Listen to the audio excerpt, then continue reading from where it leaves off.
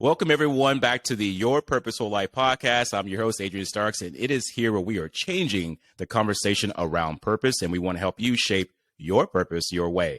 Today, I would like to welcome on our special guest, Don Colliver, to the podcast and community. Don, how are you doing today, my friend? I'm great. How are you doing, Adrian? I'm doing good. The 2023 year is coming up, feeling pretty good about myself. How about you? Same here. It's been a very eventful 2022. And it's that week between things happening. And I love taking this week to kind of evaluate the year. And it's been a great year. It has been a great year.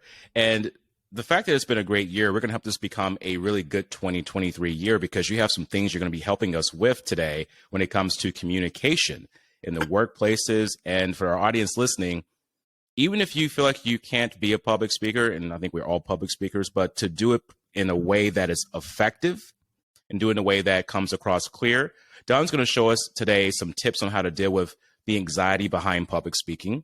He's going to share with us some ideas about what things we can do to exercise how we speak, how we present ourselves, and also add humor to our conversations and presentations, because although you may not feel like you're funny, we all have a little comical side to us that Don's going to help us bring out here a little bit.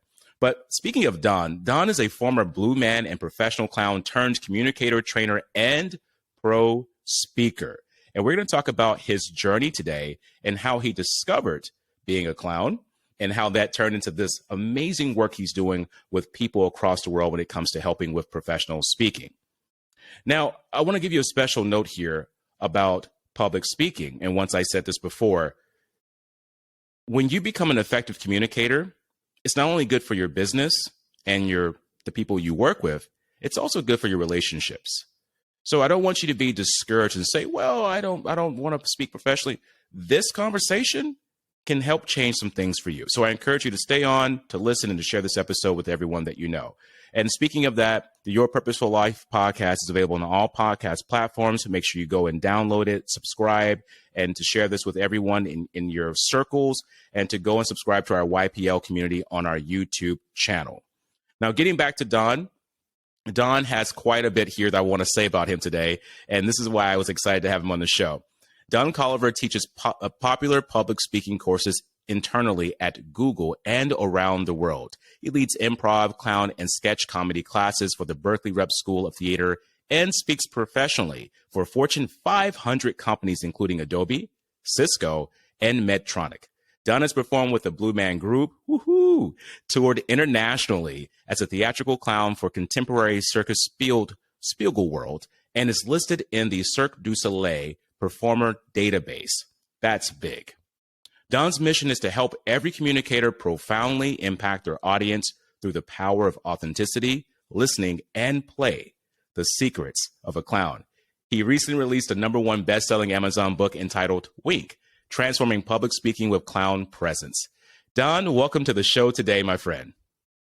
Adrian, thank you for that genius introduction. It's great to be here. And like what you said before, I think the journey to become a better public speaker is actually a journey to become a better human, really. Yes. It's the same stuff. And I realized that as I was writing the book, I was like, wow, I feel like I'm almost getting into woo-woo stuff when you start talking about that, because like at its base, it's like, do you feel that you're enough? Do you feel that you're enough? And like, that's deeper than public speaking, right? Oh, Don, it's so deep. And like you were saying, are you enough? And I think that's the problem right now. We don't feel like we're enough, and we don't feel like we have what it takes to get in front of people and express ourselves. And what you're doing is genius, because you have found, or you've created a purpose within a journey that you've had. And now you're using what you've learned, those attributes, those skill sets, and you're using that to help people open up. And that's what we need in this day of time. We're a little too tight. We don't like to be ourselves. We are afraid of not being perfect, in your words. You talk about perfectionism too. But let's talk about your passion for engaging and helping others. But before that, let's talk about the journey. I always like to know about how things got started for people, because we always hear the result, but we don't really hear the causes and these little pieces that come along the way. Where did you grow up, Don? And what was life like for you growing up as a child? Oh, wow. Thanks, Adrian. I grew up in the Detroit area. Detroit. Detroit. And yeah, I start after college, I started producing video primarily for automotive companies. Then I moved to LA and started producing nonfiction television. And I was thinking of this morning in terms of my journey. It was a progression of always engaging more with people. Like I started as an editor, which was a little bit removed. Then I was a director, a little bit more connected. Then I was a talent. Then I'm a teacher. And it's become more, because that's, I think, where I can be most of service, is engaging with people and helping them engage with each other. But it was a journey. I had to uncover that as I went along. And it wasn't an easy journey either. As I went along, there were a couple turning point moments. I remember I had kind of a rough divorce in the early 2000s. And this was when I was producing video, producing corporate and television. And I was pretty down. And I asked myself kind of, well, what can I do just for me? And it was a question that I wasn't really familiar with, because I come up to that point, I was thinking about this morning, kind of my slogan was never let them see you sweat. That was a slogan I had going on. Never let them see you sweat. And that really didn't work so well for me, because it ended up getting a lot of stuff jammed up in there. And anyway, I found myself in an improv class, and it was one of those situations where it was like, where's this been all my life? And it was that one moment where I could let people see me sweat. I could be myself, in all of the messiness. And that kind of started the journey towards what ended up being Clown, and then teaching at Google, learning not only about how good that is for me, but how much it helps my communication with others by sharing my authentic self up there. And we can talk later about the specifics of that, but it kind of went from there. And I slowly transitioned away from production into teaching and speaking. Whoa, what a story. I like how you said too about the messiness, because I'm all about the human mess. And what you're saying, these improv classes allowed you to really open up and share parts of yourself that you were keeping behind because you didn't want to let them see you sweat, so to speak. And that's for a lot of us to understand. How many of us out here right now are trying to hide and be perfect and not let people see us sweat, not let people see us make mistakes, or even just be human, is what I say. And this experience of what you went through propelled you into a journey of what you discovered about yourself that now you're displaying in the public eye and helping people become their better selves and their more open, authentic selves. So from the first moment, you said that when you were in this class, you were able to express your authentic self and you're able to do all these things. You discovered the secret of connecting in any kind of presentation or situation. And you're telling people too that don't let the clown associations scare you. And when I was reading about that and doing my research, I thought it was quite funny, because I think some people think clowns are a little weird. And they may be a bit scared. I think clowns are cool, but for instance, my mother, she's scared of clowns, and I'll let her know that I met a great clown today, a former clown today. But why did you decide to become a clown? Well, I'm glad you brought that up about the associations with clown, and I'm agree. Like, many clowns creep me out. There's Pennywise from It, and when I was a kid, I just watched part 2 of that actually. Ooh, it's scary. I love those films, but very scary. Great. Yeah. When I was a kid, I think Chuck E. Cheese, they used to have not just the animatronics, it also used to have humans in full outfits that would totter around. That. And those things would scare the hell out of me. Because I'll tell you why. I couldn't see their face. I couldn't see really what that person what they were feeling. And so I can understand when someone thinks of a clown with white face and like a fake smile, they're like, what is that person really about? So that's not what I'm talking about. What I'm talking about is clown presence, which is an ability to show up authentically and be affected by your audience, not just projecting what you want them to hear, but you're also being affected by them. So if they don't seem to be understanding a point, you're able to pivot and start to explain that point more or ask for their opinion, or you're not so rigid that you must continue with your presentation. You're able to have an interaction. That's what I mean by clown presence. Okay, I like that because that's great clarity. Thank you for bringing that up, because I think when people think of clown, they think of just being silly, being funny, being all over the place, and just carefree. And that's some of the attributes of being a clown. And I would say just being comfortable being yourself, now that I'm getting this conversation with you, because I'm learning now that a clown actually displays to us what we are hiding inside. And the clown is just able to share it because they feel good about themselves. They have that self-esteem and confidence. So this idea of being a clown, but also using the attributes of what you've learned from the process of being a clown to teach people is incredible. But let me ask you a question about this process of the journey. Was it all laughter, or were there any challenges that you faced as being a clown? Oh, yeah. So there was kind of a moment of truth. I'll never forget. There's a show on HGTV called House Hunters. It's like it's a monolith that keeps going and going. So I wrote for that show for 10 years. And that means I was what they call a story editor. So I would like watch the footage and put it in order, kind of like an editor. And as I was doing more clown stuff, I started trying to split my time. And so I was driving around LA and like still going to the office, and I got fired. I got fired from that job, and I'd never been fired before. You know, I'm a hard worker. And it was rough, but it was kind of a turning point. So I was like, okay, now I'm doing this thing that I'm not really into anymore. Here's this thing that I am into, but I don't really see how I'm going to make money at it. But it was a moment of like, you know what? The universe is telling me something. At the time, I had great support, which is one of my tips on in terms of just that journey of feeling like enough, where I don't need to be validated by my audience. I'm able to be of service to them in a clean way. Not like, do you like me? But like, here, let me give this to you. If you can take it, great. If not, we're still cool. Mm-hmm.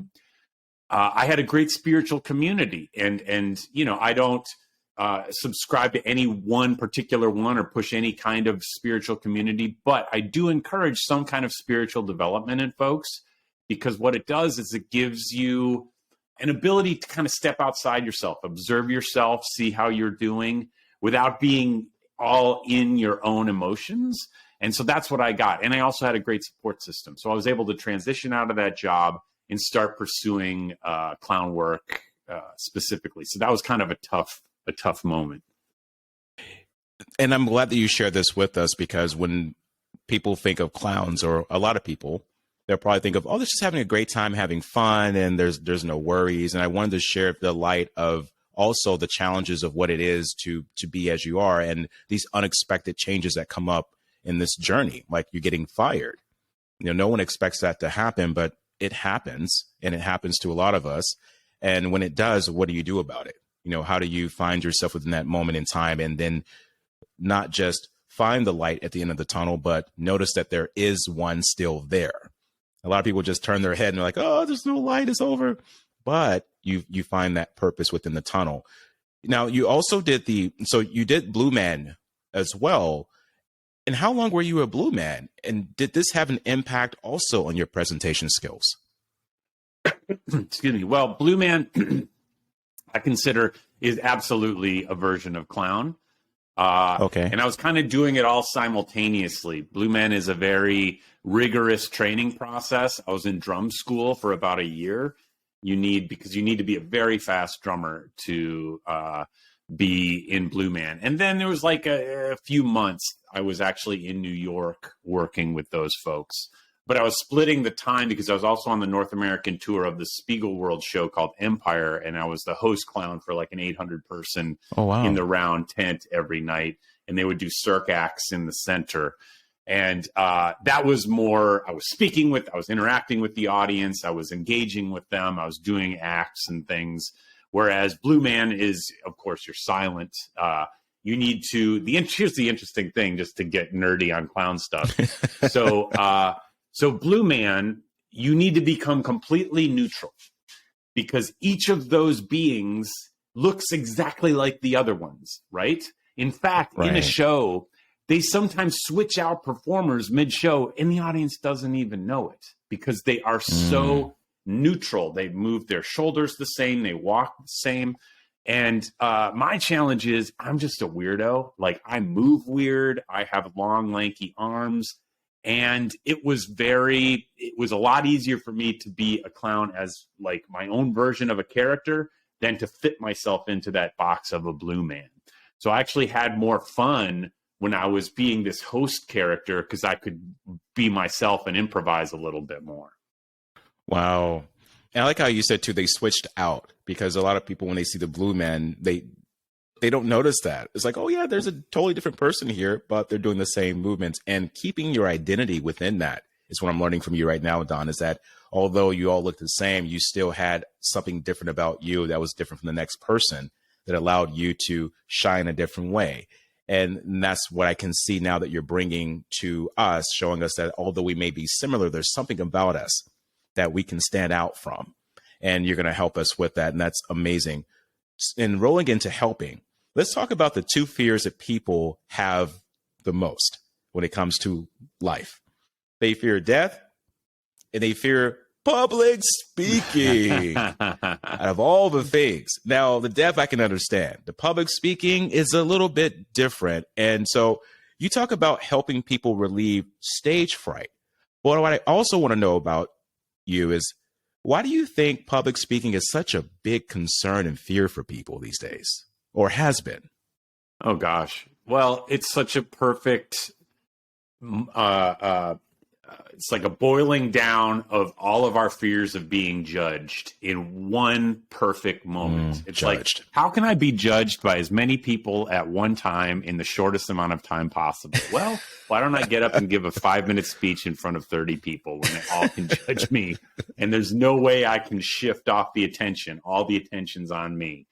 So I totally get that. And if I'm already struggling with self-esteem, what a perfect blend for misery, for sure. But I do like, just speaking from the clown presence perspective, it can sound like I'm saying, just go up and be a mess, be terrible, and you'll be great, because that's clearly not what I'm saying, and that would be misleading to your audience. There was a study done in 1966, and a researcher defined what he called the pratfall effect. And this is a little complicated. Repeat that one more time. What's it called? It was called the pratfall effect. Pratfall is a clown term of like when someone trips and falls and they pretend like they slip on a banana or something. And here's how the experiment was set up. They had two groups of speakers that were going to give a small presentation. One group of speakers was termed competent speakers. They were well prepared. They knew what to say. They were well spoken. They stood nicely. They knew what to do with their hands. Then they had a group of incompetent speakers, not prepared. They had not looked at their notes. They didn't have good eye contact, all those basic things. Then they had both of those speakers deliver these presentations separately. And then within each group, half of the competent speakers would spill their coffee. Half of the incompetent speakers would spill their coffee. And then they polled the audience. Who did they like more? Who did they find more warm and were more open to their message? Within the competent speakers, weirdly enough, the competent speakers who spilled their coffee were judged as more likable, and the audience was more open to their message. The ones who spilled their coffee, the ones who had a little bit of imperfection, okay? But when we go to the incompetent speakers, the ones who spilled their coffee, the audience hated them.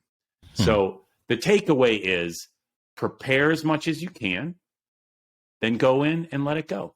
Because if you have imperfection and you're well prepared, your audience will actually like you more.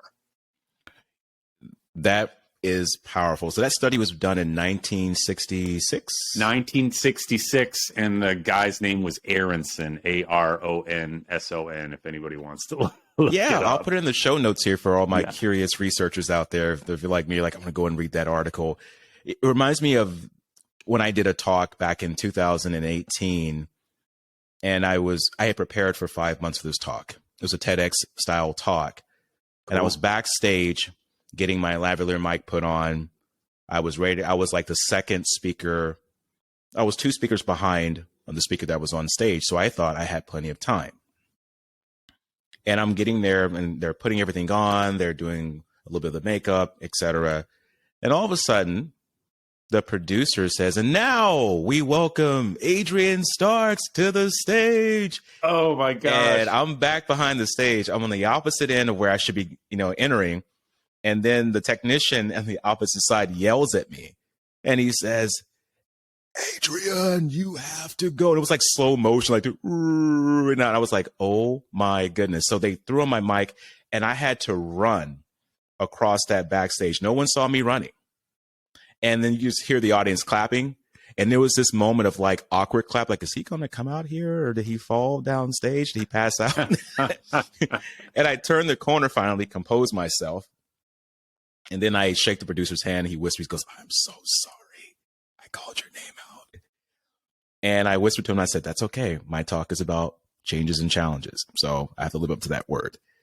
And I got out there, and the first thing I said was, "Well, I'm glad I made it to the stage." And everyone was like laughing, because I had to break that ice a little bit. And it was that part where at that point, the audience, they were in. Because that opening moment of just taking that moment and saying, okay, I knew this was awkward, but I'm here. And then I went into my talk. And this reminds me what you were saying, this imperfection and opening up and being real with the audience, which leads me to my next question, because here's the thing. I don't consider myself a very funny person. I'm humorous, but there are characteristics of us that allow us to be more funny. And for the people that are nervous, like, what do you recommend for the nervous speakers, the people that are in those moments where they're on stage, possibly, right? They're in that time, like we talked about, something happens. What would you recommend for them? Should they start off saying something funny or try to be funny, or should they just stay in their lane and just be natural and go with the flow? What should they do? Oh, man. Well, I'm going to parse that into two. I heard 2 questions. First, if someone is presenting and something goes awry, I think what a great story that you gave about acknowledging what happened and using it as a way to connect to the audience. That's actually the gist of the whole book. And which is Wink, right? Wink. What's that? Your book. Yes, Wink. The book. Yes. Wink. Correct. And your audience could take away the acronym ATM. First, acknowledge that something's going on. Like, for example, if your PowerPoint goes down. So, my PowerPoint's out. Simply acknowledge it. Because I don't know if you've ever been in a presentation where there's like some kind of a noise or a car alarm going off, and the presenter just will not. They're just keeping going without it. And everybody's like, is he going to say something? Like, it's driving me crazy. But the moment the person says, wow, that's an annoying car alarm. Anyway, everybody can kind of let it go.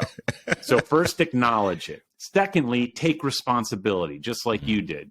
Even if it's not your fault, even if it's the tech table in the back, they go, PowerPoint's down, my mistake. Just take responsibility. The audience doesn't care whose fault it is. Just take it on yourself. And the tech people will love you. And then exactly. AT and M, move on. Just like you did, you mentioned it took you a sec to get to the stage. Boom, you just chugged right into your presentation without dwelling on the issue. So that's kind of the first level. But if you want to go to the ninja level, it's ATC. So acknowledge, take responsibility, and then see if you can connect it to your talk. Like Adrian, in your presentation, maybe as you were moving through, what was it called? Changes and something? What was the name of your Changes talk? and Challenges. It was Changes called, and Challenges. I think it was just called, yeah, I think the original title was How to Be a Champion of Change, but I'm just going to say Changes and Challenges. Changes and Challenges is if there was a moment you were talking about challenges later in your talk, you could be like, when I walked into the stage today, you could connect actually what happened to your message of your talk. When I see presenters do that, I'm like, oh, they know exactly what's going on. It's like they got like matrix vision. They can see, oh, I can weave this into my story. That's the top level, being able to weave in those imperfections into your talk. Love it. Yeah, just like right now, before we started, my power went out. Exactly. And we communicated via email, and then we got back on and did this. And once again, you're talking about imperfection, right? Not knowing what's going to happen and moving with the flow. I like ATM. Acknowledge, take responsibility, and move the heck on. If you're at the ninja level, acknowledge, take responsibility, and what was the C? Connect. All right. So speaking of ATM, for our listeners out here, you can withdraw a lot of information from this. And this is very valuable. So I want you to take note, ATM, and that is going to be the cash value for you.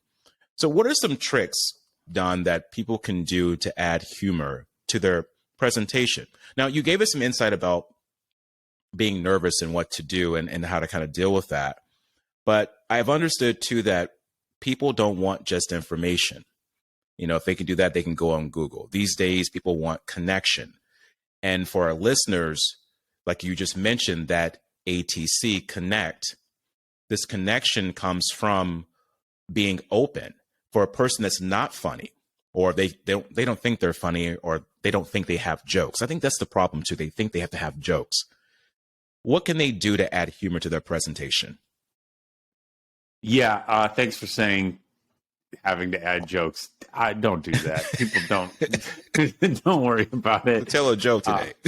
Yeah, I mean, if that's your thing and you want to work on your tight 5 stand-up set, that's great. Like, go to some open mics. That's awesome. But at your quarterly status update, not your time to work on your jokes.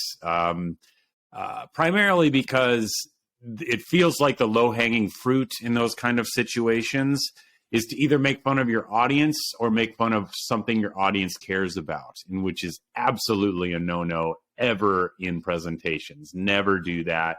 It's a great way to immediately alienate an audience. If you need to tell a joke, the only safe place is to make fun of yourself. And that's like a common trope. But even that can navigate into seeking validation, because sometimes you hear someone saying, oh man, I'm such a mess. And it seems like they really want you to say, oh, no, you're not. Like, you've probably heard people kind of fishing for compliments. So careful with that too. I think in terms of humor,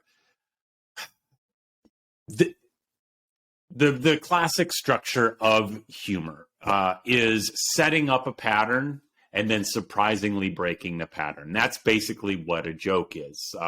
In Groucho Marx has a classic line in, I think it's, I don't remember what movie, but last night I shot an elephant in my pajamas. How he got in my pajamas, I'll never know. So he shot an elephant. We all think, oh yeah, Groucho's in his pajamas. Then we realize, oh no, the elephant's in his pajamas. So we think something is going one way, then we subvert that expectation. Okay. So the quickest way for a person to do this, if you must write some kind of a laugh line, and it'll be more of a smile line, frankly, you can use something called the rule of 3. Okay. Meaning you set up a pattern with your first 2 points of a list, and then on the third point of a list, you exaggerate that pattern in a ridiculous way. So, for example, if I'm saying, I love sweets, I love Mars bars, I like M&Ms, and sometimes I'll eat a 2-pound bag of sugar. So not hilarious, but it's people like, oh, I'm supposed to laugh. This is a joke. He exaggerated. He made fun of himself. So that's the easiest way to do if you need to put in some kind of a joke at your office. Another way I've heard is if there are any acronyms at your work, like, the CDG effect. And then you can say something, you can make up funny actual words for that acronym. Some people don't know CDG actually means crucial, devastating. I don't know. I made that up off the top of my head, but you can make up silly acronyms for like jargony acronyms at your work too. That's another funny thing you can do. Okay. And this is also part of the way that they can better engage with the audience, is adding a little bit of humor or a little bit of, I would say, let's go back to what you were saying about spatial awareness, knowing what's going on in the room, saying that, oh, that's an annoying car alarm there that's going on, or, oh, they walked out really fast. I hope they liked my presentation. It's some things you can say that can kind of get people open. And what I find is that we learn in a couple of ways that was always the case for us, even during the Neanderthal period. We learn by emotion. Before we could even speak, before this front part of our brain grew and took us out of the bottom pole of the food chain and removed us from the wild, we communicated through just grunting, through yelling, through screaming, through being happy with our facial expressions. And we also learned through stories. Right? If something happened out there that was very dangerous, what did someone do? They came back and said the big story about what was out there, and they got very animated about it. And I believe that when we, as speakers, like you're teaching us here today, the clown bit, taking that animation that we've used for a very long time to communicate and bring it to the stage in a way that expresses who we are in our own presence, we can really connect more with our audience. Now, once a person does that, Don, when they figure out, okay, I've got the human part down, I've got this part down, I've got my story down, then it becomes technical. At that point, how many times should they practice their presentation before it becomes, how can I say this, just too like memorized, right? That someone's just speaking from memorization. How long should they practice it?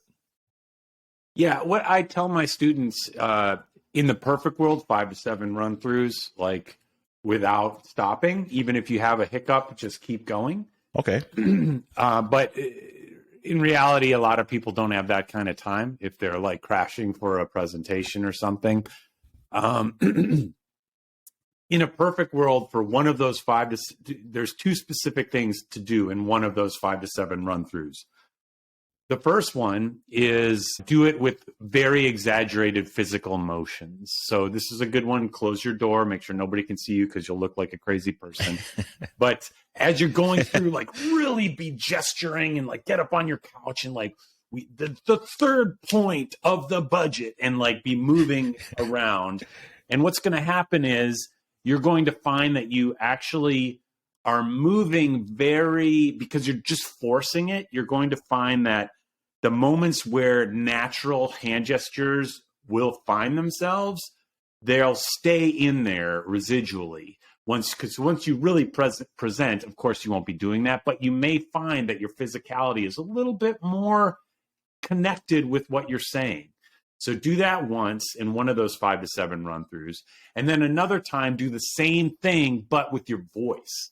So speak really like lots of volume and change the pitch and whisper sometimes. And like the third thing, like really change your vocal variety all around. And again, you'd never do that in the real presentation, but it's going to leave a little bit of residual vocal variety and help you when you present.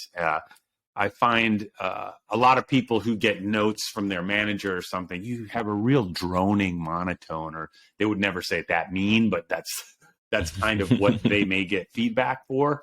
This can help them if they practice like that. Love it. Thank you for those tips. It's really important that what you're saying is to come out of the box, come out of their shell a little bit, get comfortable being crazy. And that way they can get all this pent up energy that can be used for really connecting to their audience once they're in front of their audience. It reminds me too, Don, when I first got started speaking, I started out doing spoken word poetry in Seattle. I just got on the stages late at night. I'm very poetical. I write poetry. And I just said to myself, you know what? I'm going to get out here and just read my poetry. So it started out with me just having papers. And then it got to the point to where I got really comfortable. I started owning what I was writing and I started memorizing it. But then when I memorized it, I turned it into a story and I got very animated. And at one point I started doing tap dancing with the spoken word poetry. Wow. So I became known for that for about a couple of years. And then at that point I went into public speaking and then put my tap shoes away. And to this day, I still have people saying, "Where's your tap shoes at? Can you come back and do the spoken word tap?" That's what I called it, spoken word tap. And I said, "You know what? I don't know. Maybe someday I may make a cameo appearance and do that." So just Adrian, you got to do that, man. You got to do some kind of a TED talk with. Oh my gosh, that would be bananas, right? Right. That's such a cool hook. It was a great hook here, and it really got me on the map for speaking. But the talks that I did along with that were just stories, and then my shoes spoke the emotion. So I had this duality. You could call it tap into greatness. Ooh, tap into greatness. I like that one. Tap into greatness. I like tap that. Into your purpose. Hey, you know what? I'm going to take that one. Tap into your purpose. I like that one. And this is what we're talking about today, this opening up of who we are. And this is why I really appreciate you being here today, Don, on the show, expressing the power of public speaking, but more importantly, effective speaking. Because with the audience today, let's just say that you start taking on some of these steps that Don mentioned, and you start learning some things from Don, and you start incorporating this into your workspace. Now imagine your boss coming to you, and now you have an effective way of speaking. You can express yourself a little bit better. Maybe ask for that raise. Maybe ask for this position that you've always wanted, because now you have that confidence to do it. You're in a relationship. You don't know how to talk to the other person or express yourself without getting angry. Well, what Don's showing us today, it incorporates into that too. So what I'm saying here simply is that public speaking has a powerful way of helping you to be an effective communicator, and Don has those tips and strategies that are for you. His experience from being a clown to Blue Man, all these things add up, and this is why the Fortune 500 companies and other places around the world have him in high demand. And speaking of high demand, Don, how can our guest connect with you further, find out more what you're doing, and even learn some things from you, some more? Sure. Well, I've got a free exercise folks can download. It's a PDF. It's an exercise I use with my students, and folks can use it to drill on a presentation they have coming up and start to learn to split their attention between their presentation as well as acknowledging the audience at the same time. If anybody wants that, to just go to doncolliver.com/engage. That's doncolliver.com/engage. Grab that for free. And otherwise, I just connect on LinkedIn. Just reach out to Don Colliver. Perfect. All right. We will make sure I put that into the show notes of this podcast so we can all connect with you and then reach out. And I would encourage all of you, reach out to Don and to take on that link that he has with the free strategies for you, because that's going to help in so many ways. And remember this, knowledge without action is just knowledge, y'all. Knowledge has to become powerful with action. And if you taking these steps, what he's saying today, and you use those steps in your day-to-day life and you start working on yourself, hey, you may be the speaker that is unknown, but who knows what happens when you step into your greatness and you start using the tools that Don is sharing with us today. When you tap into your greatness, right? When you tap into your greatness. Don, this is amazing, my friend. And I have one more question for you that I ask all my guests. Great. What does it mean to you to live a purposeful life?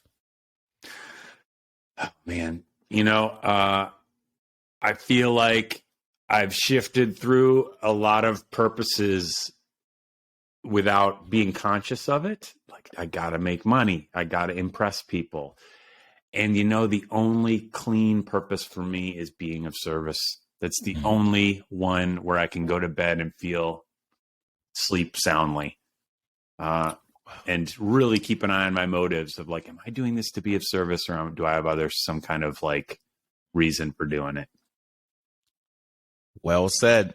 To be of service is how you're living your purposeful life. And I would definitely agree with that, Don.